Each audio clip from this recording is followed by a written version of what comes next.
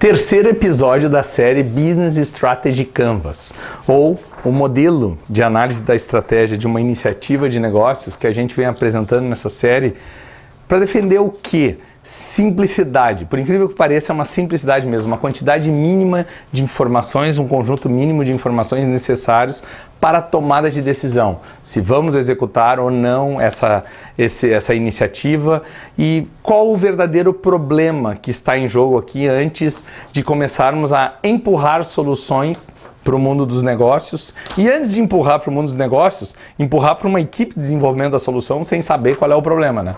Porque o problema não é desenvolver um CRM, um produto de software qualquer e tudo, o problema realmente é entender qual o aspecto de negócio que está sendo ameaçado ou uma grande oportunidade que a gente está perdendo, certo?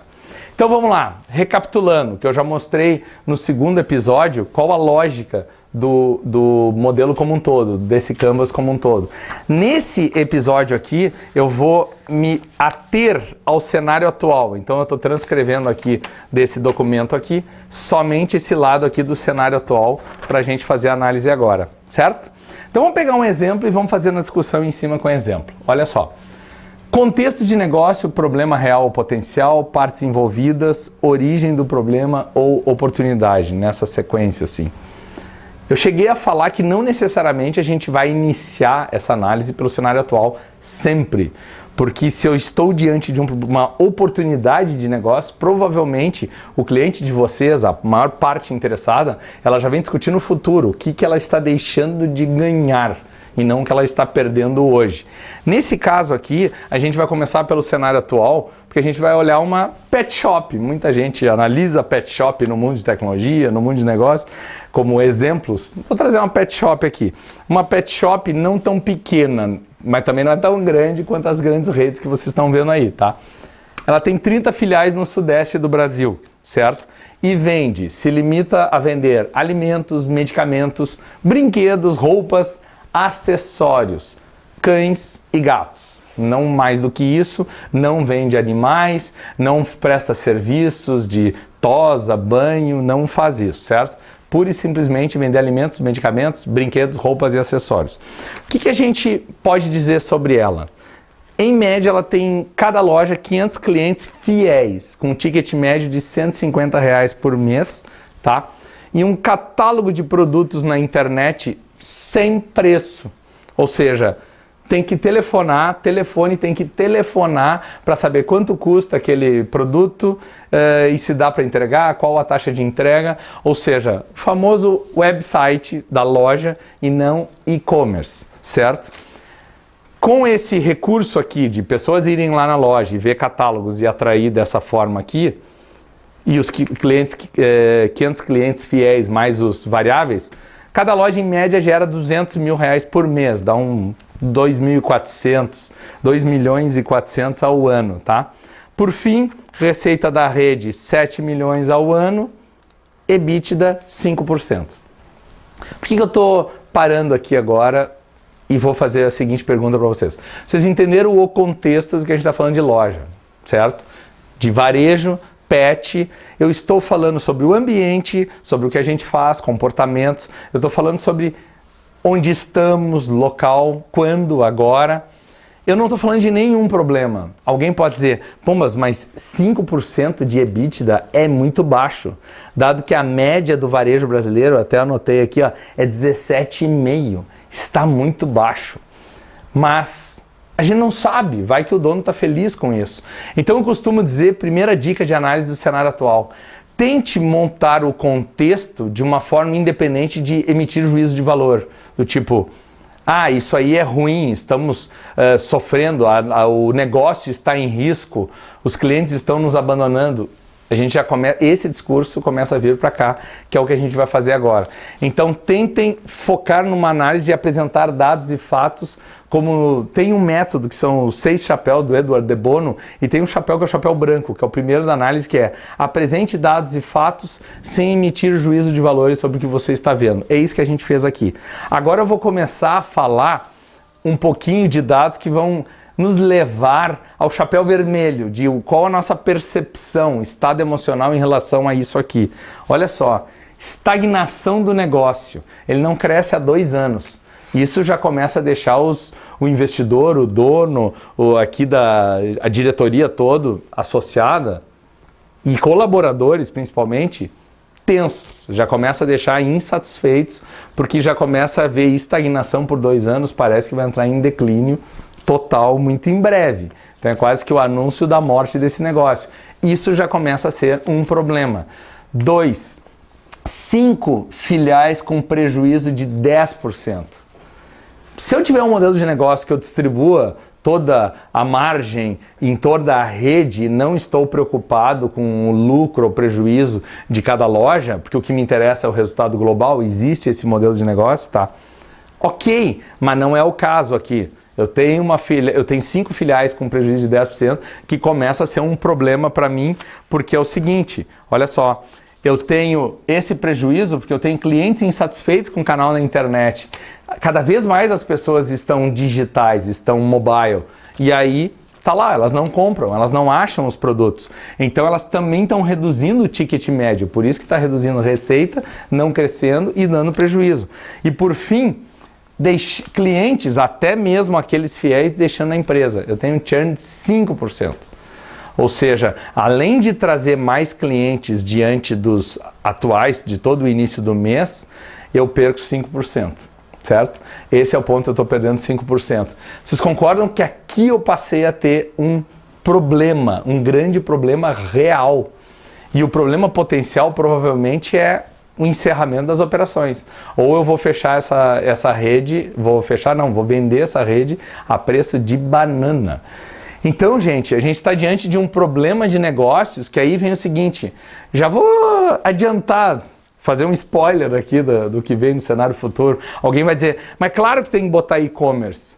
Eu já vou adiantar, sim, se tivesse todo o modelo aqui na frente, eu já ia colocar lá, provavelmente, vamos melhorar, vamos ter que botar um e-commerce, mas vamos ter que trabalhar com campanha, vamos ter que trabalhar com qualificação dos vendedores, vamos fechar parcerias com outros. Então, aqui eu já quero mostrar que, entendendo o contexto de negócios, eu posso ter muito mais soluções envolvidas no grande programa do que somente uma ferramenta de software. E é esse o ponto que eu mais trago para a questão da agilidade de negócios. Não é só entregar feature, não é só entregar produtos digitais. Eu tenho que entender o problema como um todo e entregar uma solução completa que resolva ao máximo o meu problema, de uma forma integral. Então vamos lá. Quem está envolvido nisso, ou impactado por isso, que gera essas informações aqui, ou concorda com elas? Primeiro, vamos lá, foco no cliente. Comecem sempre por partes envolvidas, entendendo o problema do cliente na ponta, se fizer sentido isso para vocês, porque alguns problemas de negócio podem ser só internos mesmo, mas provavelmente vai afetar uma cadeia logística, com certeza, cadeia logística de valor, que mexe lá numa jornada do cliente. Então a gente tem cliente tutor de cachorro, cliente tutor de gato. Por que eu não deixei só cliente? Modelos tradicionais assim de análise simplificada. Bota cliente lá e deu. Porque a gente sabe que são perfis diferentes. O ticket médio do tutor de cachorro é muito maior do que o de gato. O gato tem um ticket médio menor para a loja. E outra, eu posso ter uma estratégia de retorno ou aceleração diferente. Eu posso começar por cachorro depois. Por isso que eu quero deixar claro, existem esses perfis de clientes, tá? Assim como também tem os meus fornecedores de suprimentos e tem meus médicos veterinários parceiros da nossa rede. Olha só, por que eu botei clientes lá e parceiros aqui? Na minha cabeça aqui, imaginário aqui, ó, eu estou pensando num business model canvas, no modelo de negócios. Eu tenho segmento de cliente lá na ponta e aqui os meus parceiros de negócio desse lado. Aqui no meio eu vou ter as minhas partes internas da organização que estão envolvidas em resolver esse problema, certo? E estão relacionadas às atividades e recursos associados. Então eu tenho contas a pagar, eu tenho compras, área de compras, eu tenho o pessoal do estoque que fica gerenciando as informações, principalmente para entregar para sites, e-commerce e coisa do tipo. Eu tenho a TI que vai ter que se puxar consideravelmente para entregar soluções digitais. E por que não até estimular a questão de redes sociais? Ah, mas isso é comunicação, marketing. Pois é, mas tem como integrar soluções? Viu como é fácil a gente já começar a pensar em solução quando começa a discutir o problema? Vamos botar vendas aqui. Porque tudo isso aqui é bonito, mas se não vender, não resolve meu problema. Então é isso que eu quero que vocês enxerguem quando a gente está analisando. A gente está montando todo um roteiro, um contexto, um storytelling aqui com vários elementos, vários personagens. E para encerrar, eu só vou falar o seguinte. Gente, tudo isso aqui acontece, isso aqui perpetua, está sendo mantido por 2 anos pelo seguinte. Que se chegou à conclusão, analisando aqui com essas partes aqui? Que realmente o cenário econômico está difícil e está empurrando para baixo essa rede. Aí vocês vão dizer, é o setor de pet shop. Não, a gente sabe que é um dos que mais cresce no Brasil. Mas a gente sabe que surgiram as grandes redes hoje, com 100 lojas no Brasil, faturando quase 100 milhões de reais. 80 e poucos, 100 milhões de reais no ano e não 7 milhões ao ano. Ou seja, essas grandes ou vão abocanhar essa rede aqui ou vão tirar o lugar dela, certo? Política comercial, grandes redes por e-commerce dando descontos, cupons, fazendo parcerias com outras marcas, com redes de fidelidade, né? Programas de fidelidade de outras empresas.